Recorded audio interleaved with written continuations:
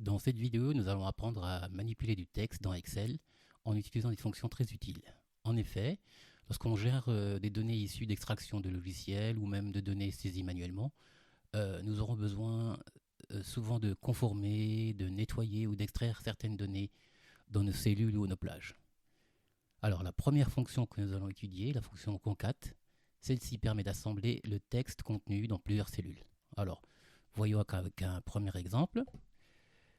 Nous avons ici des colonnes avec du texte.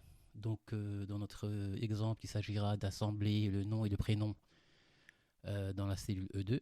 Pour cela, nous allons utiliser la fonction concat qui s'écrit de la manière suivante. Égale concat, ouvrez parenthèse, la référence de la première cellule qui contient la chaîne de caractères, point virgule. Ensuite, des guillemets ouverts, espace, guillemets fermés pour insérer un espace entre les deux. Point virgule. B2, la référence où se trouve la deuxième chaîne de caractères, le nom. Alors, saisissons la fonction concat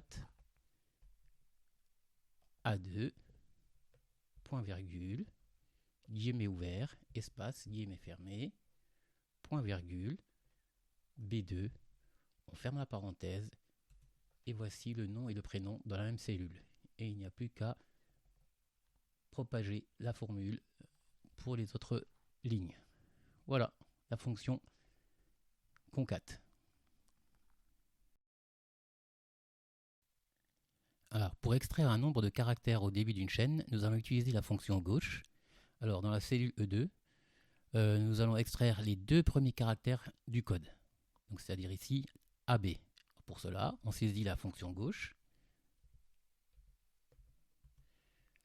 La référence de la cellule qui contient le texte, point virgule. Ensuite, le nombre de caractères à extraire. Et on ferme la parenthèse. Voilà, il nous a bien extrait la sous-chaîne AB.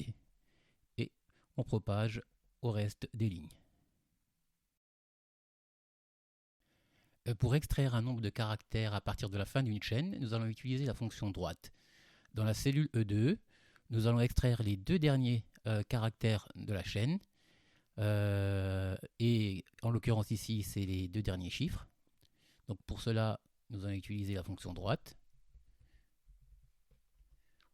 Référence de la cellule qui contient le texte, point virgule, le nombre de caractères à extraire. On ferme la parenthèse. Et nous avons bien 34, les deux derniers caractères du code. Et nous n'avons plus qu'à propager au reste des lignes. Pour extraire un nombre de caractères à partir d'une position donnée d'une chaîne, nous allons utiliser la fonction stxt. Dans la cellule E2, nous allons extraire les deux caractères à partir de la troisième position dans le code. Donc en l'occurrence ici, sur la première ligne, ce sera 12. Alors, égale stxt, on ouvre la parenthèse, la référence de la cellule qui contient le texte, point virgule, la position à partir de laquelle on veut extraire, donc c'est la troisième, le nombre de caractères qu'on veut extraire, c'est 2, et on ferme la parenthèse. Il nous a bien extrait 12, et on propage au reste des lignes. Pour compter le nombre de caractères se trouvant dans une cellule, on utilise la fonction nbcar, qui s'écrit de la manière suivante, égale nbcar, ouvrez la parenthèse, et la référence de la cellule qui contient le texte. Donc nous allons essayer avec nos exemples. nbcar de D2, on ferme la parenthèse. On compte bien 14 lettres pour Python for Excel. Nous allons propager ceci au reste de nos chaînes de caractères. Et nous remarquons que pour la dernière chaîne de caractères, il a compté des caractères en plus. Un caractère en plus. Donc on va regarder pourquoi.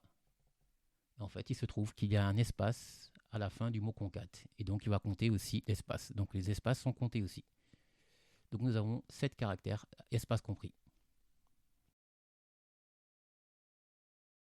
La fonction non propre, quant à elle, met en majuscule la première lettre de chaque chaîne de caractères et toute lettre d'un texte qui suit un caractère non alphabétique.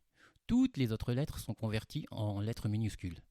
Donc dans notre exemple, sur la cellule A2, où Jean est écrit avec un J minuscule, donc ce n'est pas un nom propre, nous allons le convertir avec cette fonction, nom propre,